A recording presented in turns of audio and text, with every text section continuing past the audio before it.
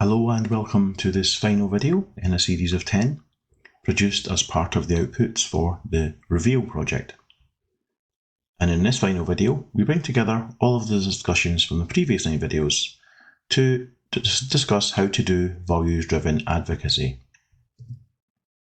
The Reveal project stands for Reinforcing Ethics and Values for Effective Advocacy for Libraries, and it was funded by the CILIPS Research Fund to enhance collective advocacy across the profession through an accessible framework for library and information ethics and values, presented as a set of continuing professional development tools.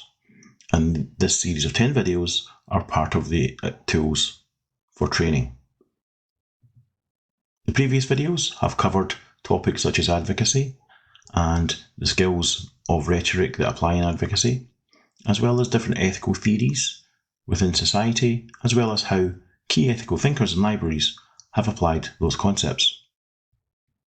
We've also discussed CILIPS ethical framework and delved more deeply into specific ethical topics within libraries like privacy, freedom of expression, ethics of information organisation, and intellectual property issues. And we've also discussed some of the broader ethical concerns in library provision around issues like diversity and equality, sustainability and well-being, as well as some issues around some of the experiences of the Scottish library workforce. This final video attempts to bring all of the discussions together to consider how we actually do advocacy utilising the tools that we've discussed in the previous videos. So in the 9 videos to date, we have reflected on ethical theories and how they apply in libraries. We've also considered how techniques of rhetoric can be utilised to engage diverse audiences in advocacy. Bringing all of these elements together, how can we consider the techniques of advocacy, reflect on applying core ethical values and librarianship to these, and turn this mix into recognising effective advocacy for libraries that is aimed at the range of viewpoints we will encounter in wider society? In terms of how this video is structured, we will begin the video by considering the application of Sandel's 3 categories of the ethical approach, which are welfare, freedom and virtue, to how you might recognise and make arguments for libraries within a traditional ethical framework you're likely to encounter in practice. We will then consider how the 3 elements of rhetoric, and the 4th related to timing and moment, can be effectively used as a tool for framing an advocacy argument, in this case on advocacy against censorship. And we will conclude the video and the series itself by exploring how you could engage and advocate towards a diverse range of viewpoints on potentially controversial topics, in this case the hosting of Drag Queen Story Hour events in libraries. So persuading about the value of libraries. Being able to articulate arguments in the ethical frame of the people you're trying to influence is an important skill for advocacy. In video number 2, we discussed the different approaches to ethics and social justice that predominate in society, and we will now revisit how you might recognise arguments for and against libraries presented under these frameworks. And just a reminder, the frameworks were welfare, freedom and virtue. Arguments on welfare are usually based around the concepts of maximising happiness for the widest number of people in society. Thus, advocacy for public libraries, for instance, can find such an approach a useful tool in the armoury. The downside of such arguments is that they are not necessarily reflective of where political philosophy is currently at in terms of wider society, although admittedly, as arguments go, they can sometimes have an emotional connection that resonates with parts of the community, especially around services that are essentially civic goods that all can feel belong to them. And civic goods are essentially the things that people can buy into as wider society, like libraries, like public parks, like the notion of local schools and local services and the like. A popular technique used for arguments from welfare are economic arguments, like cost-benefit analysis, which suggests that the cost of funding something is far outweighed by the benefits accrued by society. Now, the downside of such arguments is that they risk having libraries seen in a one-dimensional way that focuses on reductive elements of the service. For instance, the contribution of libraries being valued simply for the financial impact on the community that they might produce, rather than other outcomes. Another downside of such methodologies, of course, is that if valued in such a way, there is a danger of a methodology being adopted that calculates libraries as drains on the public purse that cost more than they contribute to it. Arguments from freedom focus on the empowering elements of libraries for individual citizens. The concept that libraries provide citizens with social goods that allow them to reach their potential is a positive rights justification for library services, suggesting that the services they offer aid individual autonomy. Positive rights arguments can be made for libraries in the public sector, especially public and school libraries, but also other types of educational libraries, where access to knowledge is seen as enriching the individual. Arguments against libraries can also come from the freedom category, however. Negative rights are the area of rights-based ethics that entail citizens expecting a limited relationship with the state, including low taxes and no requirement or expectation to fund civic goods beyond services like the police, fire and roads. Clearly, someone who believes in such an ethical framework would be unlikely to wish to fund library services, and as such, arguments from negative rights proponents are common when library funding is proposed, usually from stakeholders or citizens who have a libertarian political philosophy that underpins their belief. Arguments from virtue relate to the cultivation of virtuous character within human beings and communities. The importance of individual citizens working on behalf of strong communities is a cornerstone of one of the key manifestations of this political philosophy, communitarianism. And this is where communities, not individuals, become arbiters of societal and moral value. And in this context, civic goods become something that add to the community well-being. Arguments from virtue strongly support initiatives like volunteering, which is something seen increasingly in libraries, and the idea of communities owning their own resources is another aspect of this. In the UK, we have seen community-run libraries become a significant provider of library services, and this is built on the communitarian ethical frame. The downsides of such approaches to the supply of civic goods are that some communities may have a stronger ability to deliver services like libraries than others. The capacities within communities to both fund and manage civic goods is contingent on those skills and resources existing within that community. Communitarian approaches to public services also lose the element of universality that is present in both welfare-based approaches and positive rights-based approaches to public service provision. The communitarian approach to libraries is one of the extant policy developments of our times, and it's important to be able to understand advocacy for this on its face. You will see a lot of arguments coming from politicians and political parties that are essentially communitarian arguments for libraries. So it's important to be able to recognise them as such. Now, in terms of ethical frames, you may encounter some or all of these arguments, and even in some cases mishmashes of the concepts together when you encounter arguments both for and against library services. So therefore, being able to recognise the ethical frame or frames at play can be immensely useful in terms of pitching your advocacy properly for the ears you're aiming that advocacy for. Now moving on to speaker, message, audience and context. Reminding ourselves of the techniques of rhetoric discussed in video 1, how can we combine these techniques with our understanding of library values and our understanding of how wider society might synthesise and consider public policy issues?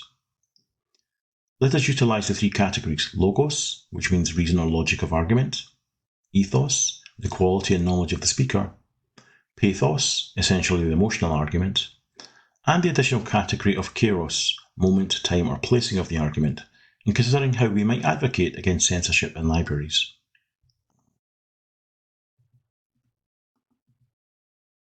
So using this table, we can consider the rhetorical theme, the potential activities or approach that you might use, and the potential risks. And just a reminder, this is all focused on how you might advocate against censorship in libraries.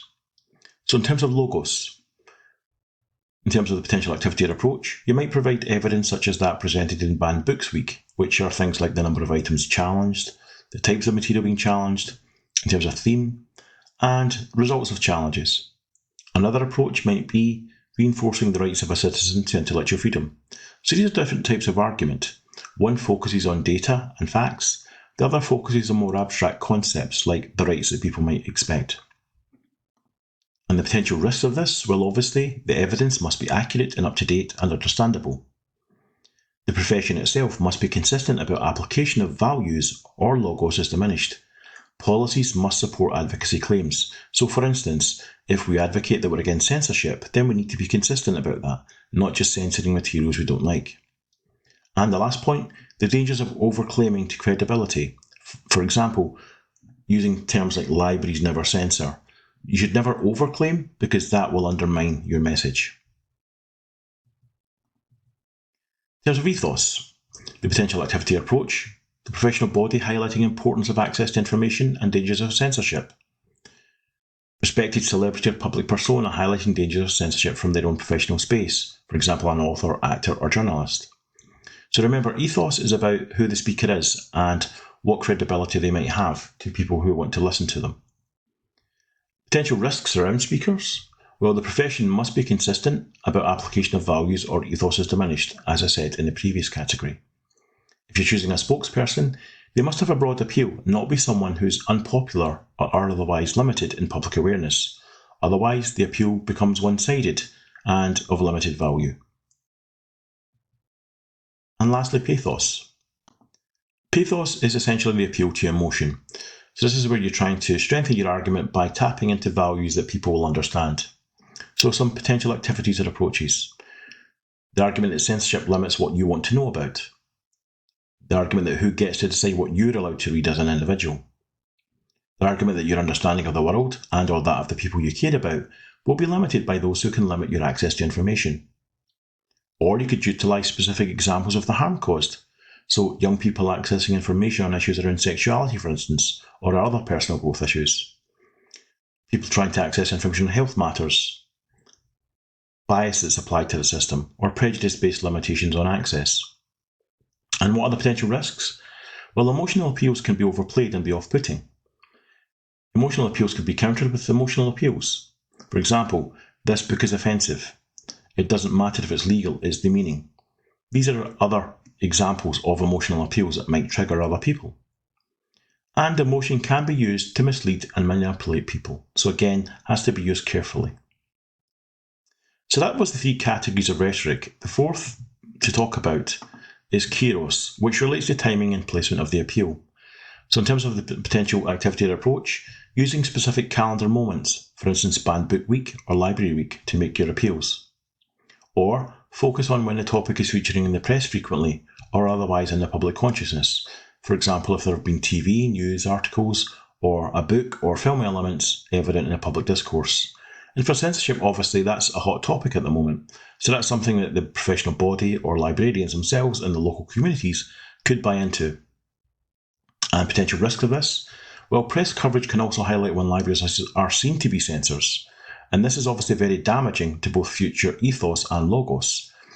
If, for instance, you're pitching the profession as a profession that actually battles against censorship on behalf of our users and on behalf of citizens, then stories that say the libraries are actually censoring books is massively counterproductive. So again, there are lots of risks in terms of overclaiming in this kind of category. So in terms of benefits, you can utilise a table or system such as this to consider all of the elements necessary for effective advocacy. The strength of considering all three of the rhetorical themes when planning advocacy initiatives, alongside the timing or place of the arguments, is that the developed arguments are likely to be stronger and considerate of all essential elements that are likely to engage an audience effectively. And frankly, the classic elements of rhetoric are still around today because they work. And moving on now to advocacy and controversial issues. Now, this is obviously one of the thorniest aspects of library work, responding to and dealing with advocacy around potentially contentious topics. In video 4, we raised the topic of drag queen story hours, which have become a focal point for the culture wars and thus thrust libraries into the mainstream press regularly in recent times.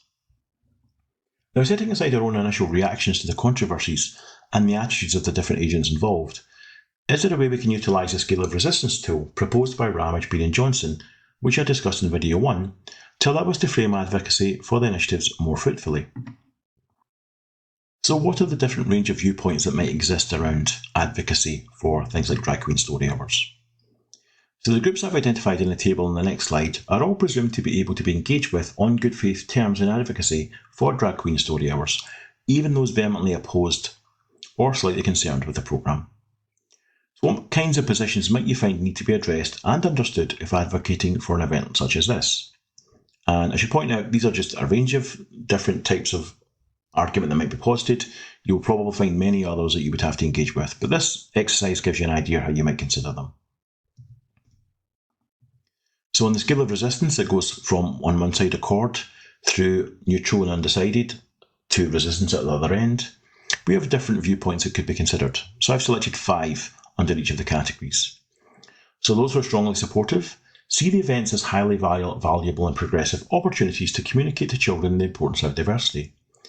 Those who might be supportive of the conditions are broadly supportive as long as the content at the events remain appropriate for children. Those who are uncertain, they're unsure if an act usually identified with adult entertainment is suitable for children's education or entertainment, but open to persuasion if seen to be effective and fit for the audience. Mostly opposed feels the type of act is fine for adults, but simply never appropriate for a young audience. And at the other end of the scale, resistant, strongly opposed. They're vehemently opposed to alternative lifestyles and non-conforming gender roles, but they're making their arguments in good faith. So Group A, is advocacy needed if possible? Well, yes. In doing so, the group would see the institution as progressive due to hosting such events, and the goodwill obtained is worth the effort. So as much as that audience already agrees with you, it's still good to advocate to them. The rhetorical approach is a one-sided argument, straightforward message about the event, and the purpose will be received well. Group B, who are broadly supportive as long as the content is appropriate for children. Is advocacy possible? Needed? Yes, but the group is largely on board and just needs evidence. The rhetorical approach, a one-sided argument may work, but be open to a variant of the multi-sided argument, acknowledging any concerns but refuting them. Group C. Now this is the one that's in the middle, and they're unsure if an act usually identified with adult entertainment is suitable for children, but they are open to persuasion if seen to be effective. So is advocacy needed? Yes, and the group may need much more evidence of both the event and the bona fides of all involved in the event. And the rhetorical approach, multi-sided argument, utilising all strong evidence as to how the event will be managed, effectiveness of the events previously ran, and the positive impact that the events have on the community. Group D, who feel the type of act is fine for adults but simply never appropriate for a young audience. Yes, you would want to engage them in advocacy, and they need much more evidence of both the event and the bona fides of all involved, a more enhanced version of the argument you might put to Group C. The rhetorical approach would be multi-sided argument utilising all strong evidence. Otherwise, it might involve switching to a dialogic approach and a new set of values and arguments put forward and utilising a Rogerian argument, acknowledging their view that some drag acts are not suitable for young audiences, but the storytime artists are all excellent at work with young people and have been selected specially for the role, and the events as such are worthwhile. Now, just to remind you, the Rogerian argument actually relates to the idea of having empathy with your opposition. So trying to understand their position and be able to take that on board when you're making your own arguments. Group E are when the group is vehemently opposed to the alternative lifestyles and non-conforming gender roles, but are acting in good faith in their arguments. So is advocacy needed or possible? Well, yes, although you may feel no. And for this group, you're not necessarily going to win them over, so you're going to be using a dialogic argument, which essentially means you're trying to meet them on the level plane of assumptions. You're most likely not going to persuade them of the value of the event, but you should advocate to them starting on a set of shared assumptions. For example, your goal in running an event is to enrich the community with events for young people, and also promote reading to children. Not with any other assumptions that they may be opposed to, such as EDI. And that's regardless of how you feel about that opposition they may have to that. So if you try and meet them in a space that they'll understand, it might make opposition to your events less. And that's ultimately the goal.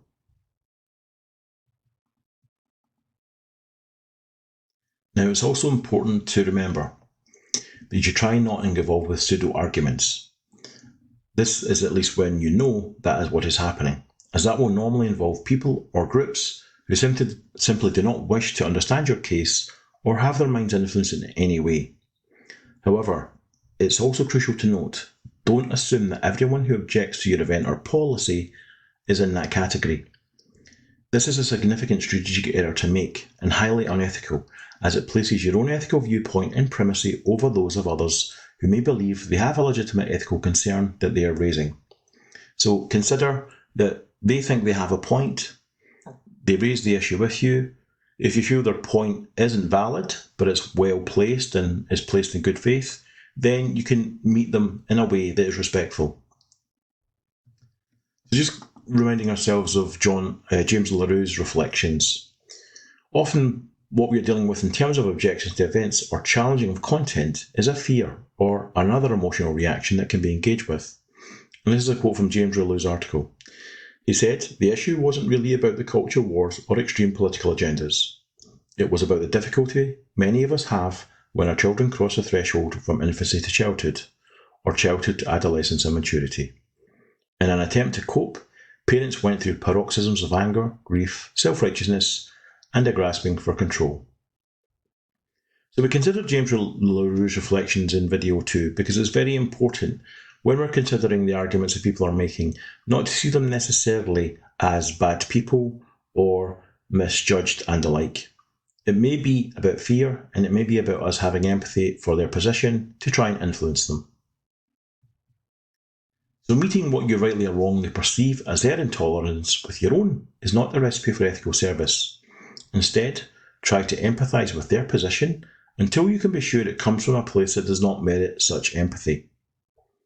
In the end, LaRue's summary response for such occasions is worth remembering. We seek to serve you well, but you're not the only one we serve. So concluding thoughts then. And a quote from Michael Gormer here I think sums things up quite well. He says, "In thinking about values and taking action based on values, we walk an intellectual tightrope that stretches between lives made dreary and unfulfilling by the absence of beliefs and ideals, and the lives of those to whom values have become absolutes and ideals, and beliefs have curdled into fanaticism. We must, in my view, have beliefs and ideals, but we should never seek to impose those beliefs and ideals on the unwilling. There is a vast difference between defending one's values and making others conform to those values." And I think that quote relates to all of us, whether we are on the left wing of the spectrum, the right wing of the spectrum, or somewhere in between. It's very important to consider other human beings have their own set of beliefs, and as long as they're trying to put those over respectfully, we should always reflect and consider them, even if we decide ultimately to go against them. So in summary, we've reflected on how Sandel's 3 categories of ethical approach can be considered in terms of libraries.